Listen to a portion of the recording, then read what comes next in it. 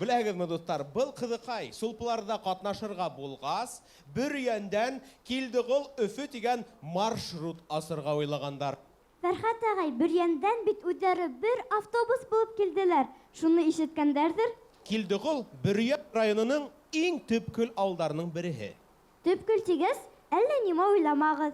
Ауылда интернет та бар, мәктәп та бар, балалар бақсахылы, телефонда тұта.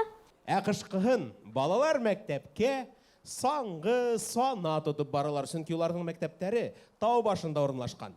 Дәрістер біткен сығалар да таудан шуып, түшіп кетелер, һәм үйге текілім шуып баралар. Бұл Фәрхат ағайдың білмәгәне юқ.